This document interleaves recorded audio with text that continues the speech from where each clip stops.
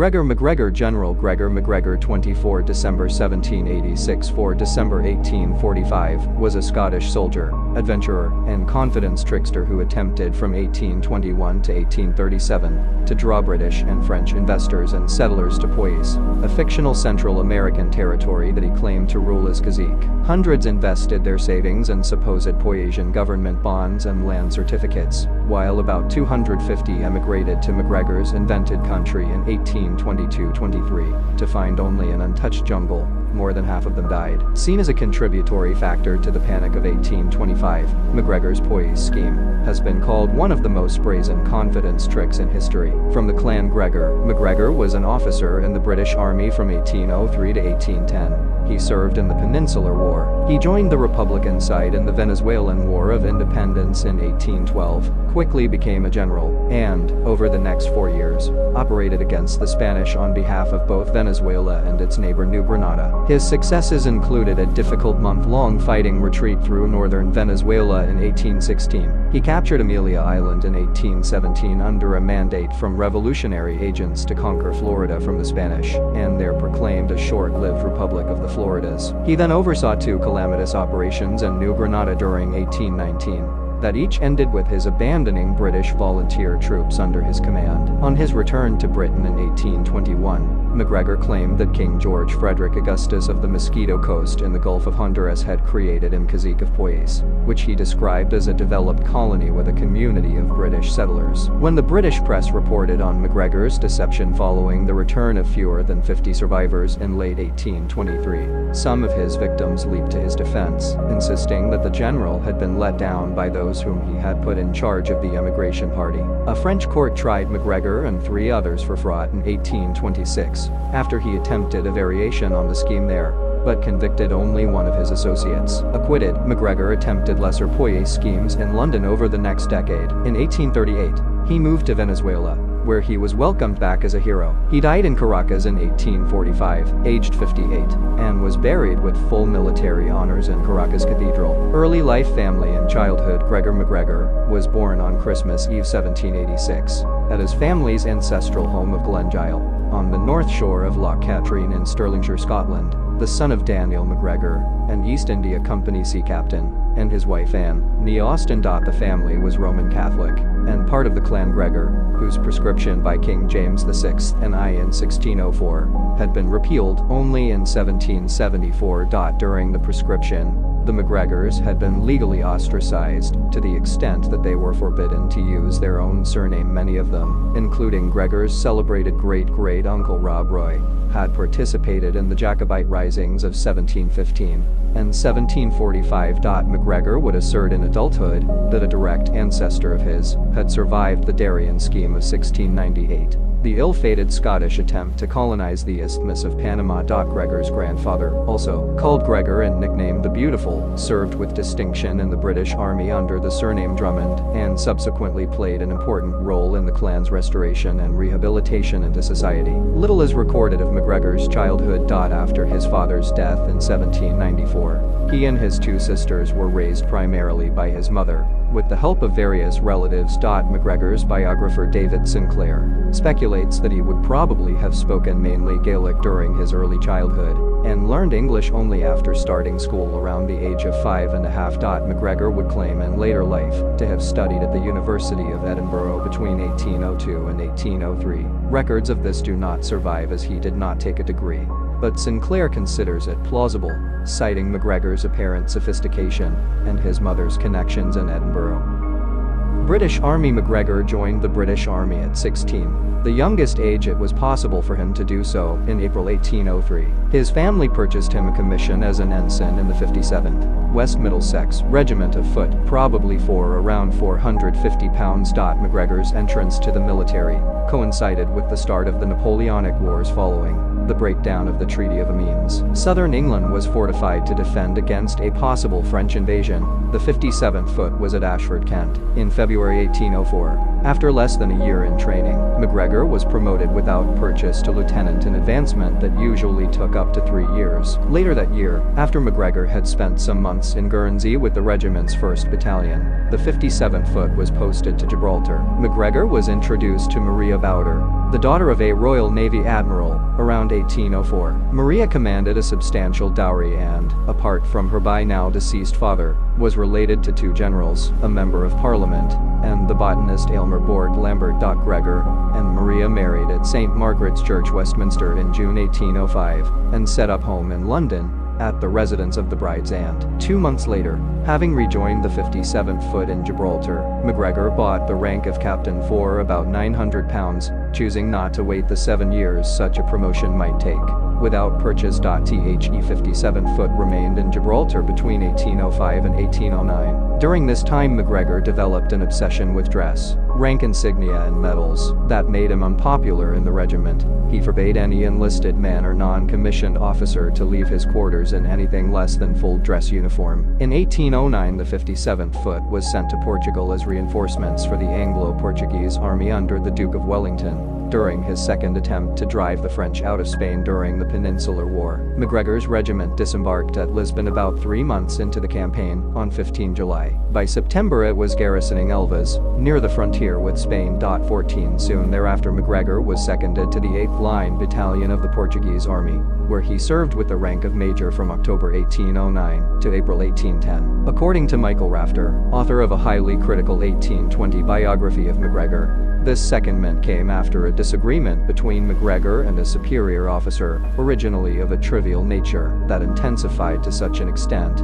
that the young captain was forced to request discharge. This was promptly granted. Macgregor formally retired from the British service on 24 May 1810, receiving back the £1,350 he had paid for the ranks of ensign and captain, and returned to Britain. The 57th Foot's actions at the Battle of Albuera on 16 May 1811 would earn it considerable prestige, and the nickname the Diehards. Macgregor would thereafter make much of his association despite having left the regiment 1 year prior.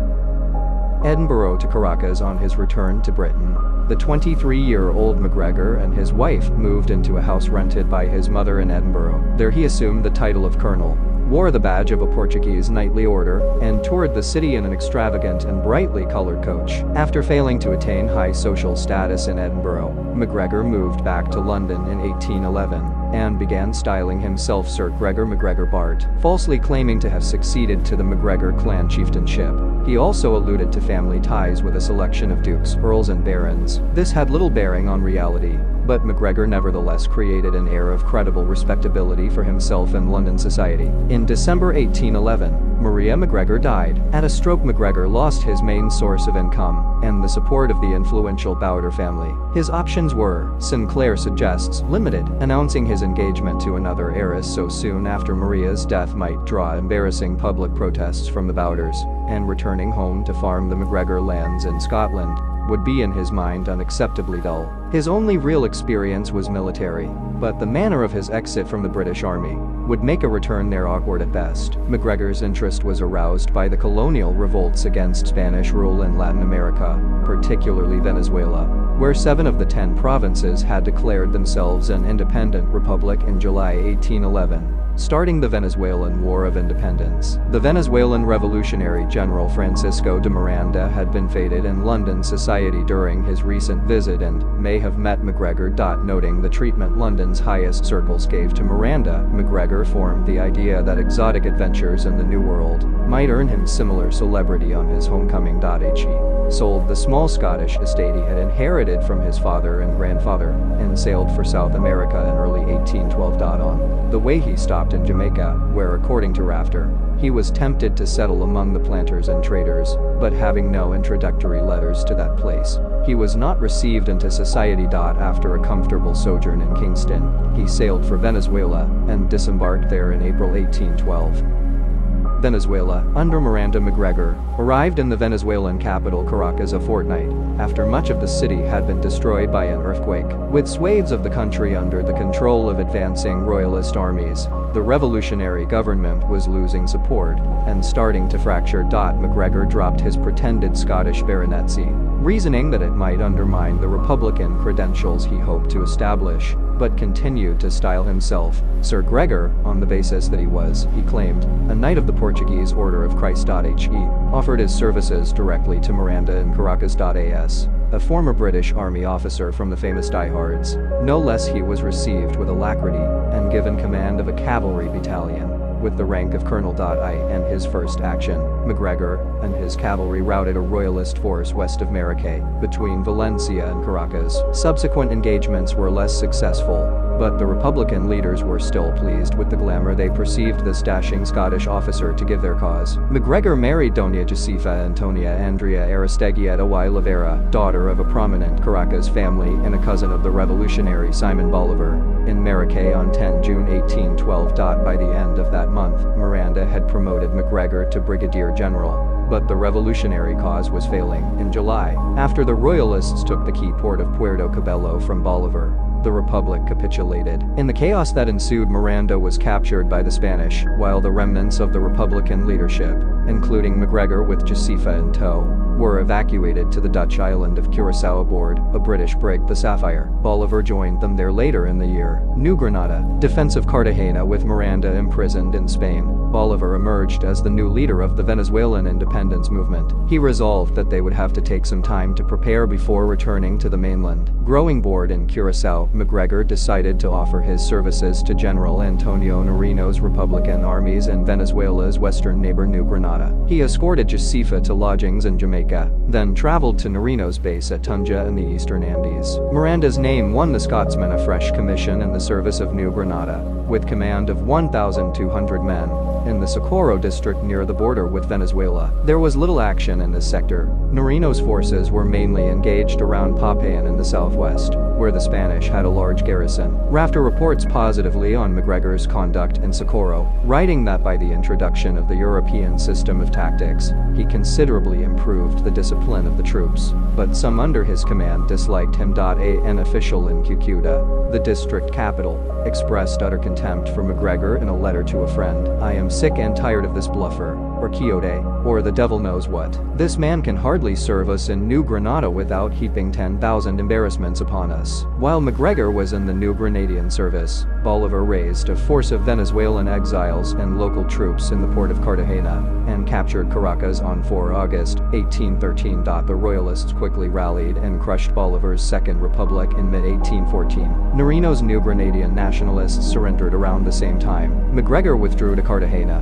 which was still in revolutionary hands, and at the head of native troops, destroyed hamlets, local infrastructure and produce to prevent the Spanish from using them. A Spanish force of about 6,000 landed in late August 1815, and, after repeatedly failing to overcome the 5,000 defenders, deployed to subdue the fortress by blockade. Sinclair records that Macgregor played an honorable, though not conspicuous, part in the defense. By November there remained in Cartagena only a few hundred men capable of fighting. The defenders resolved to use the dozen gunboats they had to break through the Spanish fleet to the open sea, abandoning the city to the royalists. Macgregor was chosen as one of the 3 commanders of this operation. On the night of 5 December 1815 the gunboats sailed out into the bay, blasted their way through the smaller Spanish vessels, and, avoiding the frigates, made for Jamaica. All the gunboats escaped. Venezuela, under Bolivar, the British merchant class in Jamaica, that had shunned Macgregor on his first arrival in 1812, now welcomed him as a hero. The Scotsman entertained many dinner parties, with embellished accounts of his part in the Cartagena siege, leading some to understand that he had personally headed the city's defense. One Englishman toasted the Hannibal of modern Carthage. Around New Year 1816, Macgregor and his wife made their way to Santo Domingo, today the Dominican Republic, where Bolivar was raising a new army. Bolivar received Macgregor back into the Venezuelan army with the rank of brigadier general, and included him in an expeditionary force that left Ocays, now Les Cays, on 30 April 1816. Macgregor took part in the capture of the port town of Carapano as second in command of Manuel Pier's column, but is not mentioned in the record of the battle prepared by Bolivar's staff. After the Spanish were driven from many central Venezuelan towns, Macgregor was sent to the coast west of Caracas to recruit native tribesmen in July 1816. On 18 July,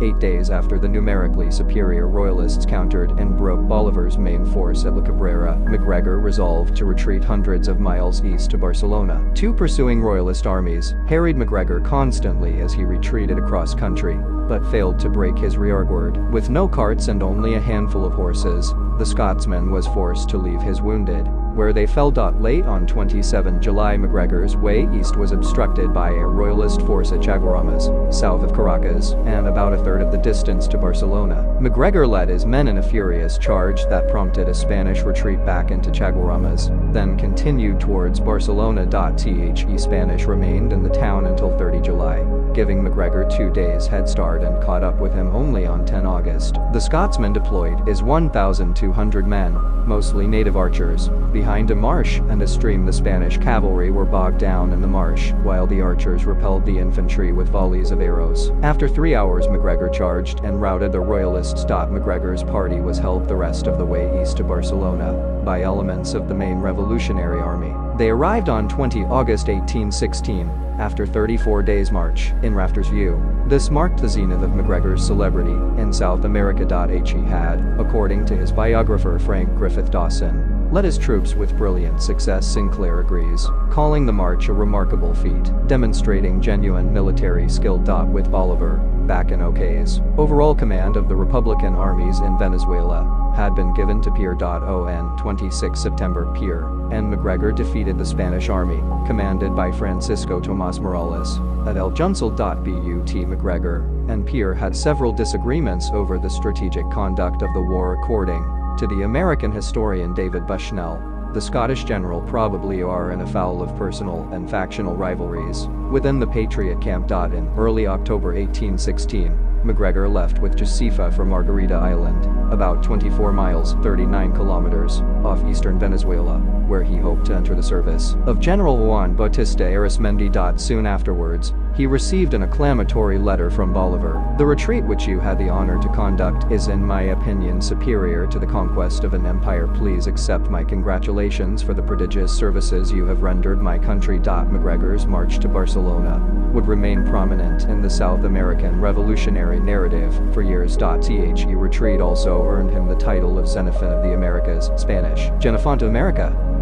Florida Republic, Amelia Island affair. Arismendi proposed to Macgregor that capturing one of the ports in east or west Florida, which were then Spanish colonies, might provide an excellent springboard for Republican operations elsewhere in Latin America. Macgregor liked the idea and, after an abortive attempt to recruit in Haiti, sailed with Josefa to the United States to raise money and volunteers. Soon after he left in early 1817, a further congratulatory letter arrived in Margarita from Bolivar, promoting Macgregor to divisional general, awarding him the Orden de los Libertadores, Order of the Liberators, and asking him to return to Venezuela. Macgregor remained ignorant of this for 2 years. On 31 March 1817 in Philadelphia, Macgregor received a document from Lino de Clemente Pedro Gual and Martin Thompson, each of whom claimed to speak for one or more of the Latin American republics. They called themselves the Deputies of Free America and called upon Macgregor to take possession of both the Floridas, east and west, as soon as possible. Florida's proposed fate was not specified. Macgregor presumed that the Floridians would seek U.S. annexation, as they were mostly of non-Spanish origin, and that the U.S. would quickly comply. He thus expected at least covert support from the U.S. government. Macgregor raised several hundred armed men for this enterprise in the mid-Atlantic states, South Carolina, and particularly Savannah, Georgia. He also raised $160,000 by the sale of scripts to investors, promising them fertile acres in Florida, or their money back with interest. He determined to first attack Amelia Island, an anarchic community of pirates and other criminals containing about 40% of East Florida's population, recorded as 3,729 in 1815. He expected little to no resistance from the tiny Spanish garrison there. Macgregor left Charleston in a ship with fewer than 80 men, mostly U.S. citizens. He led the landing party personally on 29 June 1817 with the words, "I shall sleep either in hell or Amelia tonight." The Spanish commander at Fort San Carlos, with 51 men and several cannon,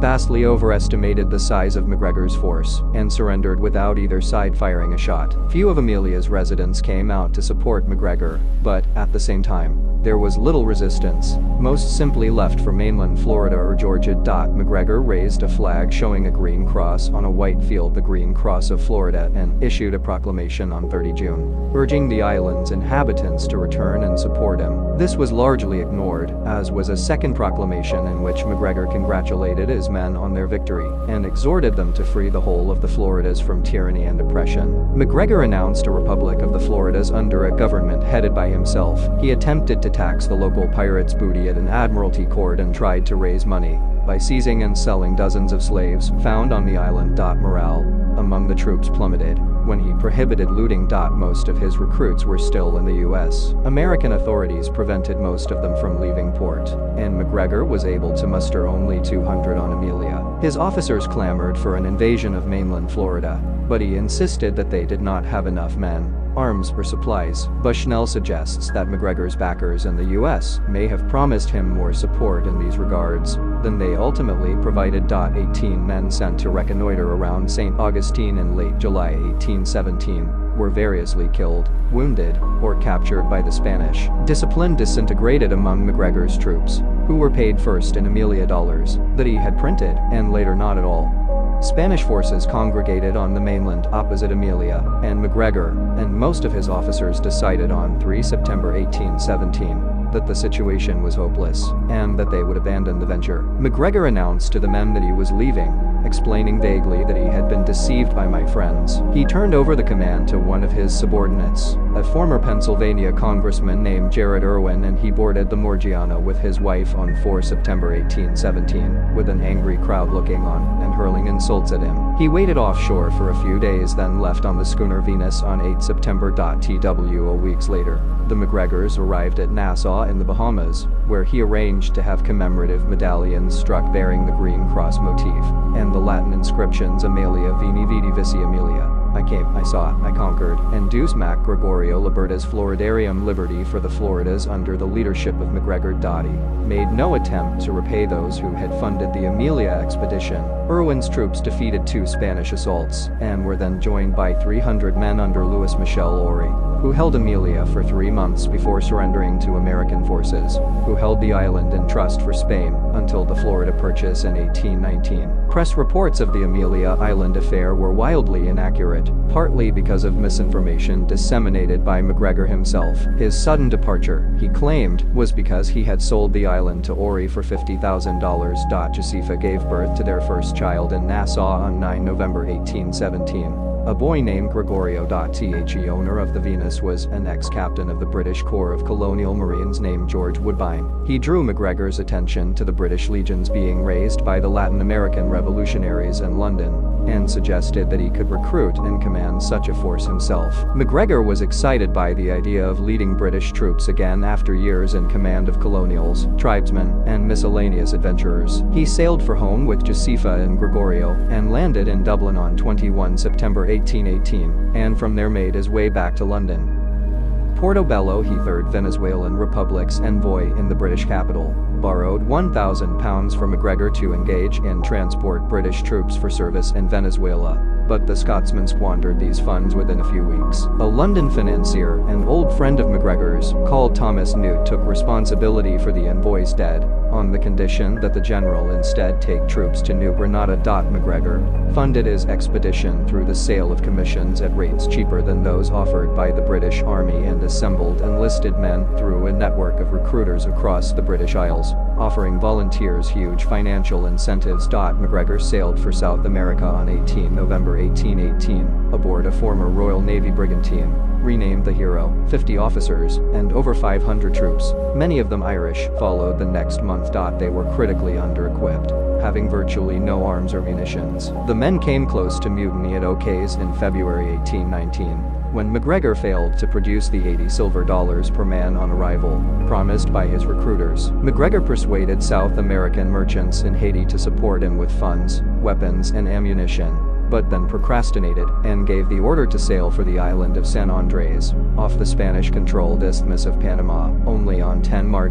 Going first to Jamaica to arrange accommodation for Josefa and Gregorio. Macgregor was almost arrested there on charges of gun running. He joined his troops on San Andres on 4 April. The delay had led to renewed dissension in the ranks that the stand-in commander Colonel William Rafter had difficulty containing. Macgregor restored morale by announcing that they would set out to attack Portobello on the New Grenadian mainland the following day. Colonel Rafter disembarked with 200 men near Portobello on 9 April, outflanked a roughly equal force of Spanish defenders during the night, and marched into Portobello without a fight on 10 April. Macgregor, watching from one of the ships with Woodbine, to whom he had given the rank of colonel, quickly came ashore when he sighted Rafter's signal of victory, and, as usual, issued a flowery proclamation: "Soldiers, our first conquest has been glorious. It has opened the road to future and additional fame." Rafter urged Macgregor to march on Panama City, but Macgregor did not make much in the way of plans to continue the campaign.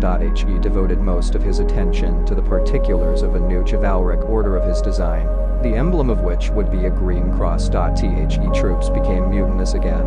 After more promised money failed to materialize, Macgregor eventually paid each man $20, but this did little to restore discipline. The lack of patrolling by Macgregor's troops allowed the Spanish to march straight into Portobello early on 30 April 1819. Macgregor was still in bed when the Spaniards found his riflemen drilling in the main square and opened fire. Awoken by the noise, Macgregor threw his bed and blankets from the window onto the beach below and jumped out after them, then attempted to paddle out to his ships on a log. He passed out and would probably have drowned had he not been picked up and brought aboard the hero by one of his naval officers. Macgregor would claim that on regaining consciousness, he immediately raised his standard over the hero, then dispatched runners to Rafter, ordering him not to surrender. The version of events favored by Sinclair is that Rafter received orders to this effect only after he had himself contacted Macgregor on the hero. Rafter, in the fort with 200 men, kept up a steady barrage and waited for his commander to fire on the royalists from the ships, but to the colonel's astonishment, Macgregor instead ordered his fleet to turn about and made for the high seas. Abandoned Colonel Rafter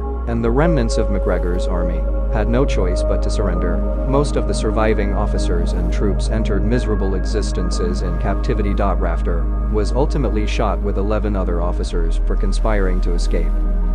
Rio de la Hacha. Making his way first to San Andres, then Haiti, Macgregor conferred invented decorations and titles on his officers and planned an expedition to Rio de la Hacha in northern New Granada. He was briefly delayed in Haiti by a falling out with his naval commander, an officer called Hudson. When the naval officer fell ill, Macgregor had him put ashore, seized the hero which Hudson owned, and renamed her El Macgregor, explaining to the Haitian authorities that drunkenness, insanity, and mutiny by his captain had forced him to take the ship. Macgregor steered the hijacked brigantine to Ocays, then sold her after she was found to be unseaworthy. Waiting for him in Ocays were 500 officers and enlisted men, courtesy of recruiters in Ireland and London, but he had no ships to carry them and little in the way of equipment. This was remedied during July and August 1819, first by the arrival of his Irish recruiter Colonel Thomas Eyre, with 400 men and 2 ships. Macgregor gave him the rank of general and the Order of the Green Cross, and then by the appearance of war material from London, sent by Thomas Nude on a schooner named Amelia.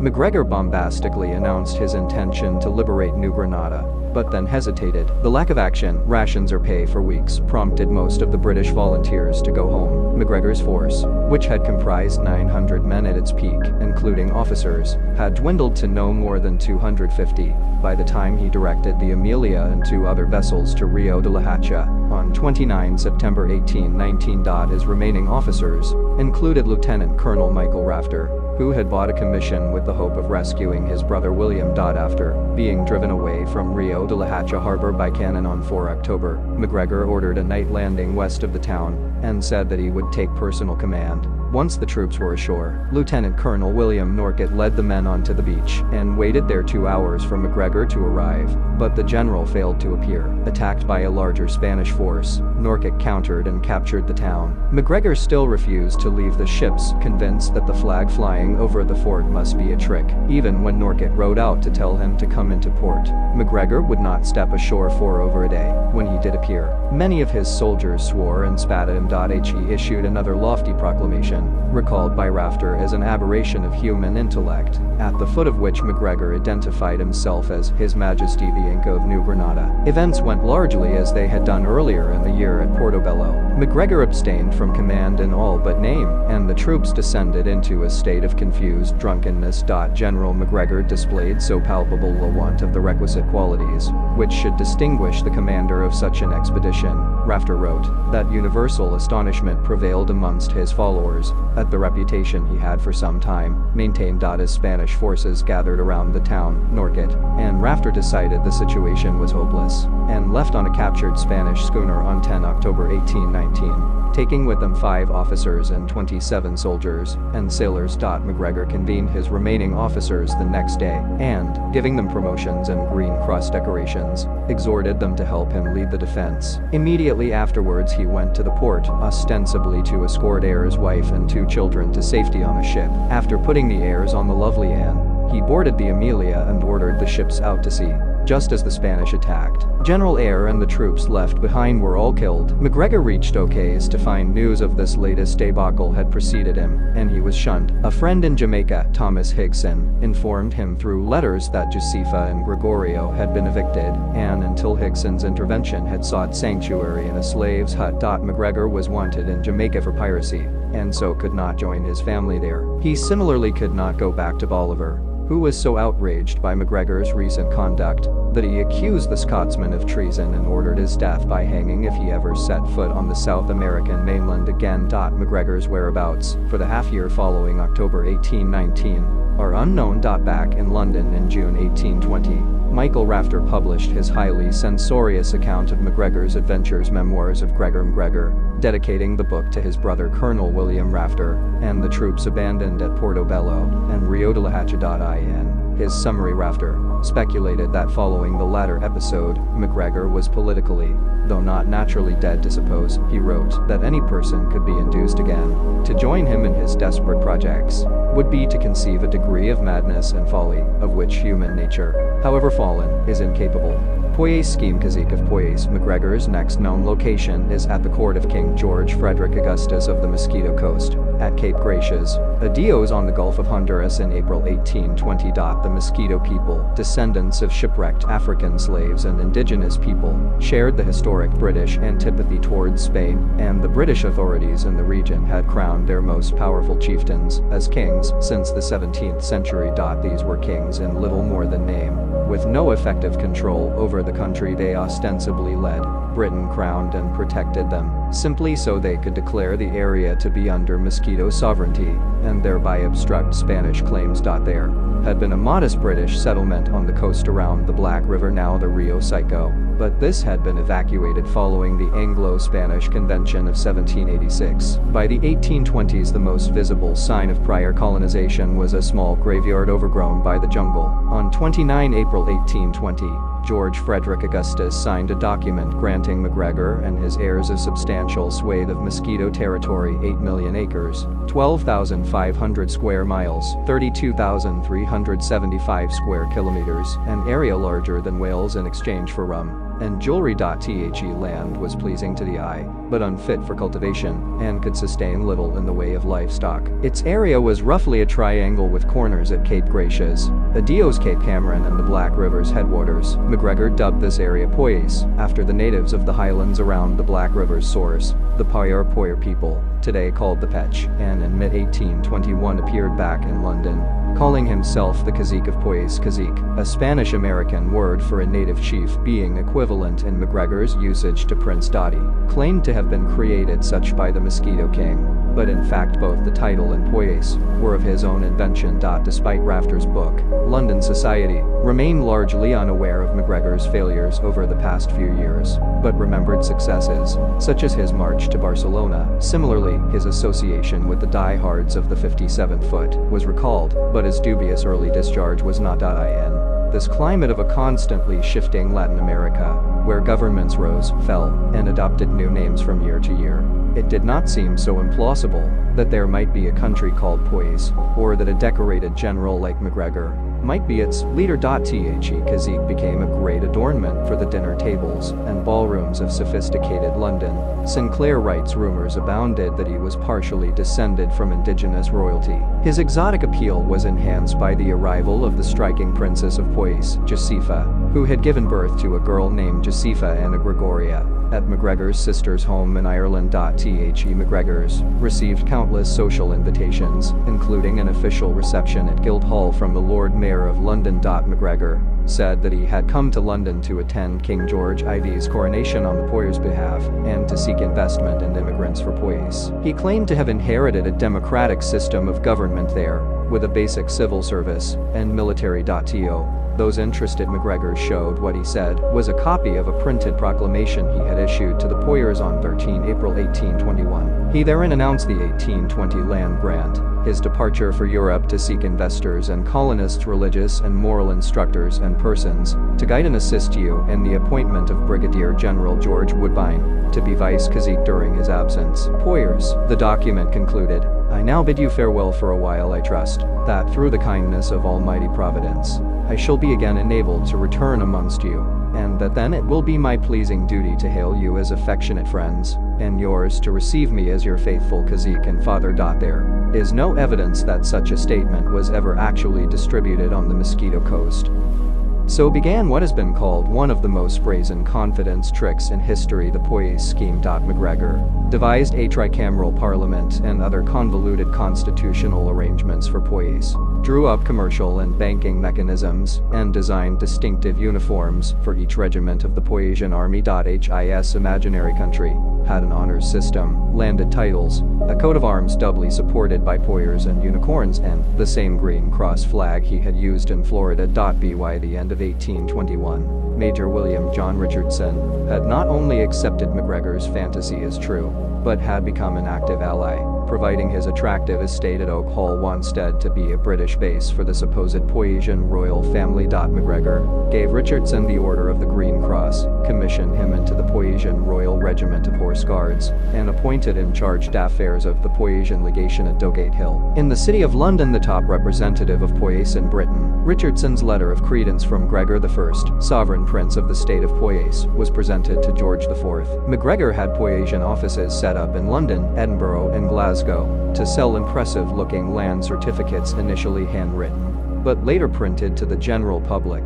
and to coordinate prospective emigrants. Land of opportunity. The consensus among Macgregor's biographers is that Britain in the early 1820s could hardly have suited him and his Poyers scheme better. Amid a general growth in the British economy following the Battle of Waterloo and the end of the Napoleonic Wars, interest rates were dropping, and the British government bond, the Consol, offered rates of only 3% per annum. On the London Stock Exchange, those wanting a higher return invested in more risky foreign debt. After continental European bonds were popular in the immediate post-Waterloo years, the Latin American revolutions brought a raft of new alternatives to the London market, starting with the £2 million loan issued for Gran Colombia, incorporating both New Granada and Venezuela in March 1822. Bonds from Colombia, Peru, Chile, and others, offering interest rates as high as 6% per annum, made Latin American securities extremely popular on the London market, a trend on which a nation like the Poyers described by Macgregor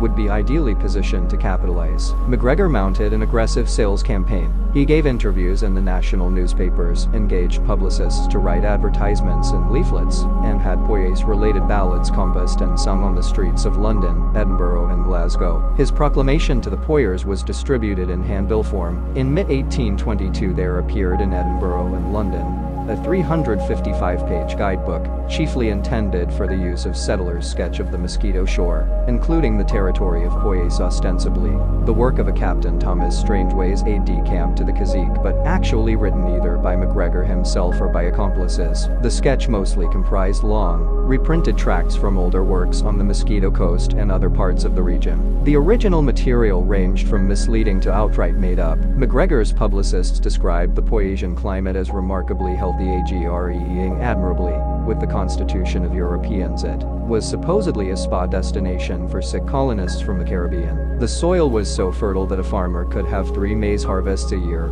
or grow cash crops such as sugar or tobacco without hardship. Detailed projections of the sketches and forecast profits of millions of dollars. Fish and game were so plentiful that a man could hunt or fish for a single day and bring back enough to feed his family for a week. The natives were not just cooperative but intensely pro-British. The capital was St. Joseph, a flourishing seaside town of wide paved boulevards, colonnaded buildings and mansions, inhabited by as many as 20,000. St. Joseph had a theater, an opera house and a dome cathedral. There was also the Bank of Poyais, the Poyasian Houses of Parliament and a royal palace. Reference was made to a projected Hebrew colony. The sketch went so far as to claim the rivers of Poyais contain globules of pure gold.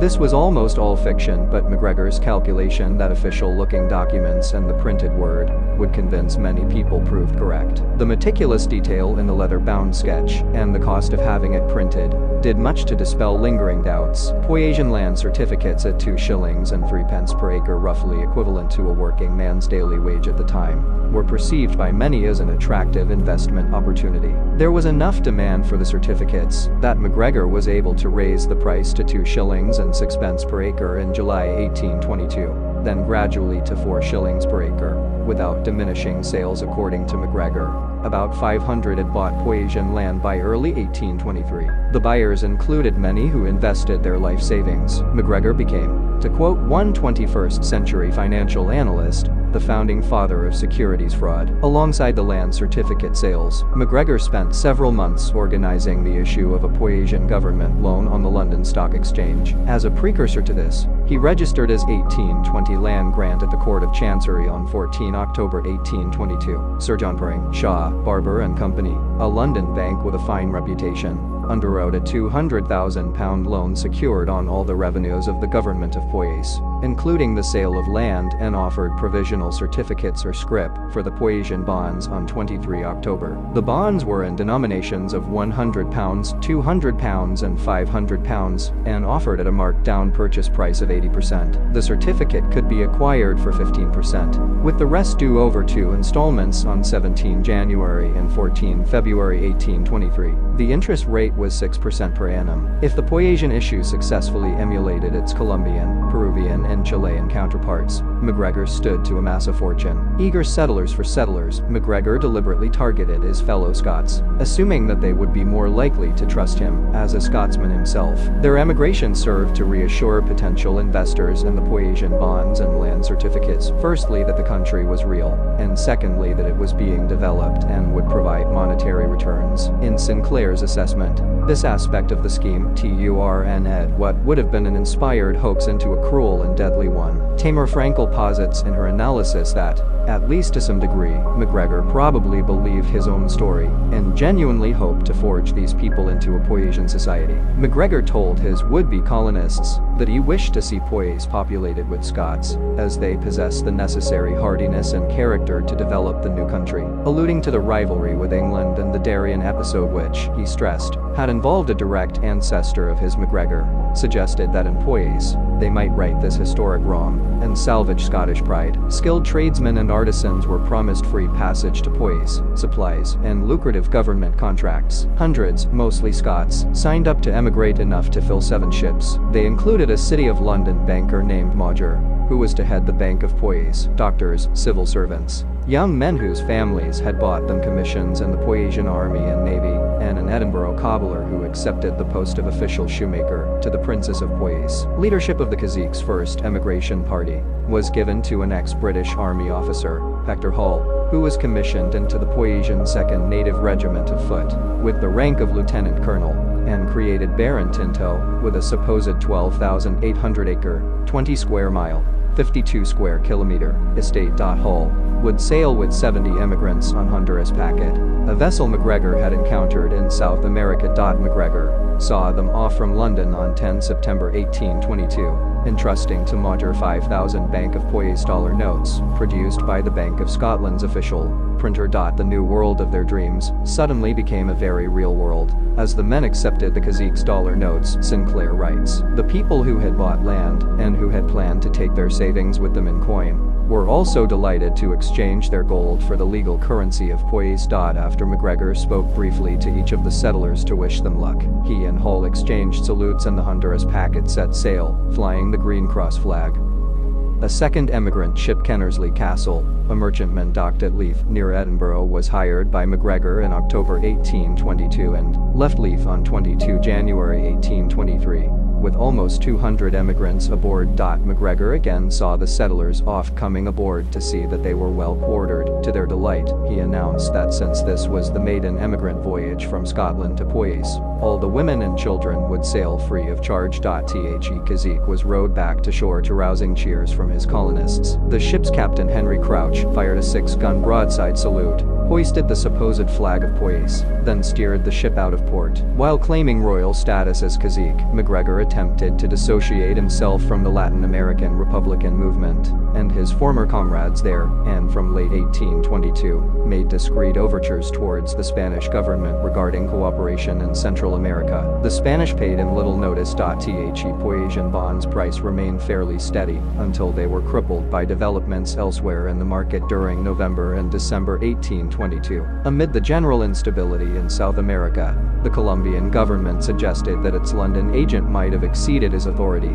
when he arranged the £2 million loan. When this representative suddenly died, the frantic buying of South American securities was abruptly replaced by equally restless selling. Cazique's cash flow was all but wiped out when most of those who had bought the Poisian scrip did not make the payments due in January. While the price of the Colombian bonds steadied and eventually rose again, the Poisian securities never recovered. By late 1823, they were traded for less than 10% of their face value. Disappointment. Honduras packet reached the Black River in November 1822. Bemused to find a country rather different from the sketch's descriptions, and no sign of St. Joseph, the emigrants set up camp on the shore, assuming that the Poisian authorities would soon contact them. They sent numerous search parties inland. One, guided by natives who recognized the name St. Joseph, found some long-forgotten foundations and rubble. Hull quickly came to the private conclusion that Macgregor must have duped them, but reasoned that announcing such concerns prematurely would only demoralize the party and cause chaos. A few weeks after their arrival, the captain of the Honduras packet abruptly and unilaterally sailed away amid a fierce storm. The emigrants found themselves alone apart from the natives and 2 American hermits, comforting the settlers with vague assurances that the Poisian government would find them if they just stayed where they were. Hull set out for Cape Gracias a Dios, hoping to make contact with the Mosquito King or find another ship. Most of the emigrants found it impossible to believe that the Cazique had deliberately misled them, and posited that blame must lie elsewhere, or that there must have been some terrible misunderstanding. The second set of colonists disembarked from the Kennersley Castle in late March 1823. Their optimism was quickly extinguished. Hull returned in April with disheartening news. He had found no ship that could help, and, far from considering them any responsibility of his, King George Frederick Augustus had not even been aware of their presence. The Kennersley Castle having sailed, Macgregor's victims could count on no assistance in the near future. The emigrants had brought ample provisions with them, including medicines, and had 2 doctors among them, so they were not in a totally hopeless situation. But apart from Hull, none of the military officers, government officials, or civil servants appointed by Macgregor made any serious attempt to organize the party. Hull returned to Cape Gracias a Dios several times to seek help, but did not explain his constant absences to the settlers. This exacerbated the general confusion and anger, particularly when he refused to pay the wages promised to those supposedly on Poisian government contracts. With the coming of the rainy season, insects infested the camp, diseases such as malaria and yellow fever took hold, and the emigrants sank into utter despair. James Hastie, a Scottish sawyer who had brought his wife and 3 children with him, later wrote, "It seemed to be the will of Providence that every circumstance should combine for our destruction." Another settler, the would-be royal shoemaker, who had left a family in Edinburgh, shot himself. The schooner Mexican Eagle, from British Honduras carrying the chief magistrate of Belize, Marshal Bennett, to the Mosquito King's court, discovered the settlers in early May 1823. 7 men and 3 children had died, and many more were sick. Bennett informed them that Poise did not exist, and that he had never heard of this Cazique they spoke of. He advised them to return with him to British Honduras, as they would surely die if they stayed where they were. The majority preferred to wait for Hull to come back, hopefully with news of passage back to Britain. About half a week later, Hull returned with the Mosquito King, who announced that Macgregor's land grant was revoked forthwith. He had never granted Macgregor the title of cazique, he said, nor given him the right to sell land or raise loans against it. The emigrants were in fact in George Frederick Augustus's territory illegally, and would have to leave unless they pledged allegiance to him. All the settlers left except for about 40 who were too weakened by disease to make the journey. Transported aboard the cramped Mexican Eagle, the lack of space necessitated 3 trips. The emigrants were in miserable shape when they reached Belize, and in most cases had to be carried from the ship. The weather in British Honduras was even worse than that at the Black River, and the colony's authorities and doctors could do little to help the new arrivals. Disease spread rapidly among the settlers, and most of them died. The colony's superintendent, Major General Edward Codd, opened an official investigation to lay open the true situation of the imaginary state of Poyais and the unfortunate emigrants, and sent word to Britain of the Poyais settlers' fate. By the time the warning reached London, Macgregor had 5 more emigrant ships on the way. The Royal Navy intercepted them. A third vessel scheme, carrying 105 more Scottish emigrants, arrived at the Black River, but on seeing the abandoned colony, the master captain John Wilson sailed on to Belize and disembarked his passengers. Their The fourth and last ship to arrive was Albion, which arrived at Belize in November 1823, but which was carrying provisions, arms, and stores, and not passengers. The cargo was sold locally at auction. The surviving colonists, variously settled in the United States, remained in British Honduras, or sailed for home aboard the Ocean, a British vessel that left Belize on 1 August 1823. Some died during the journey back across the Atlantic. Of the roughly 250 who had sailed on Honduras Packet and Kennersley Castle, at least 180 had perished. Fewer than 50 ever returned to Britain. Poyais scheme in France. Macgregor left London shortly before the small party of Poyais survivors arrived home on 12 October 1823. He told Richardson that he was taking Josepha to winter in Italy for the sake of her health, but in fact his destination was Paris. The London press reported extensively on the Poyais scandal over the following weeks and months, stressing the colonists' travails, and charging that Macgregor had orchestrated a massive fraud. Six of the survivors, including Hastie, who had lost 2 of his children during the ordeal, claimed that they were misquoted in these articles, and on 22 October signed an affidavit, insisting that blame lay not with Macgregor, but with Hull and other members of the emigrant party. We believe that Sir Gregor Macgregor has been worse used by Colonel Hull and his other agents than was ever a man before, they declared, and that they have done their duty by Sir Gregor and by us, things would have turned out very differently at Poyais. Macgregor asserted that he himself had been defrauded, alleged embezzlement by some of his agents, and claimed that covetous merchants in British Honduras were deliberately undermining the development of Poyais, as it threatened their profits. Richardson attempted to console the Poyais survivors, vigorously denied the press claims that the country did not exist, and issued libel writs against some of the British newspapers on Macgregor's behalf. In Paris, Macgregor persuaded the Compagnie de la Nouvelle Industrie, a firm of traders that aspired to prominence in South America, to seek investors and settlers for Poyais in France. He concurrently intensified his efforts towards King Ferdinand VII of Spain. In a November 1823 letter, the cazique proposed to make Poyais a Spanish protectorate. 4 months later, he offered to lead a Spanish campaign to reconquer Guatemala, using Poyais as a base. Spain took no action. Macgregor's moment of greatest hubris, Matthew Brown suggests in his biographical portrait, came in December 1824, when, in a letter to the King of Spain, he claimed to be himself descendant of the ancient kings of Scotland. Around this time, Josepha gave birth to the third and final Macgregor child, Constantino, at their home in the Champs-Élysées. Gustavus Butler Hippisley, a friend of Major Richardson and fellow veteran of the British legions in Latin America, accepted the Poyais fantasy as true and entered Macgregor's employ in March 1825. Hippisley wrote back to Britain, refuting the barefaced calumnies of a hireling press. In particular, he admonished a journalist who had called Macgregor a penniless adventurer.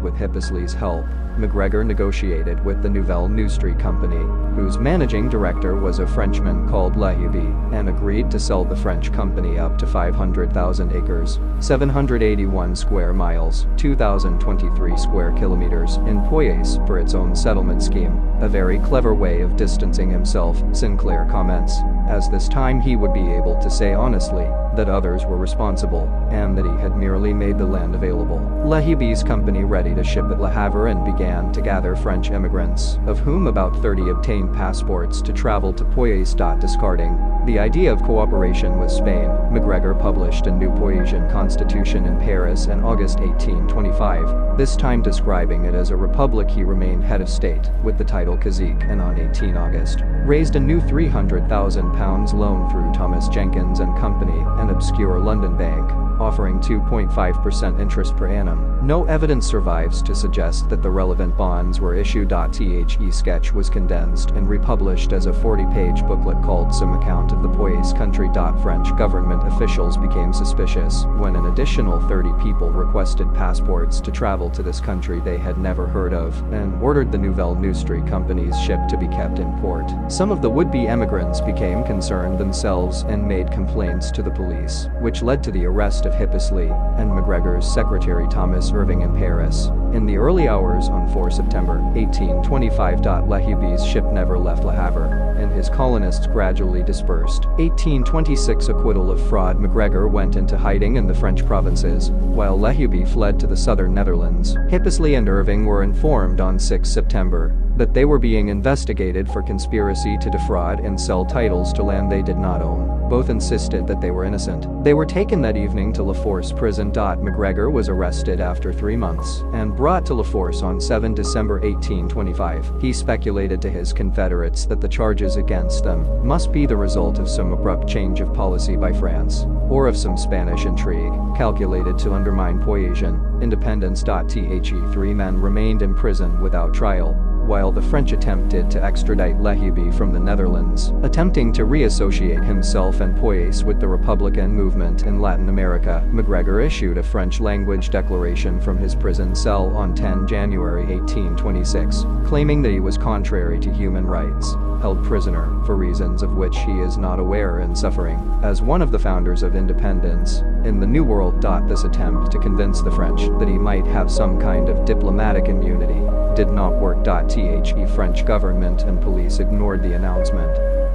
The 3 Britons were brought to trial on 6 April 1826. Lehube, still in the Netherlands, was tried in absentia. The Crown prosecution's case was seriously hampered by his absence, particularly because many key documents were with him in the Netherlands. The prosecutor alleged a complex conspiracy between Macgregor, Lehube and their associates to profit personally from a fraudulent land concession and loan prospectus. Macgregor's lawyer, a Frenchman called Marilhu, asserted that if anything untoward had occurred, the missing managing director should be held culpable.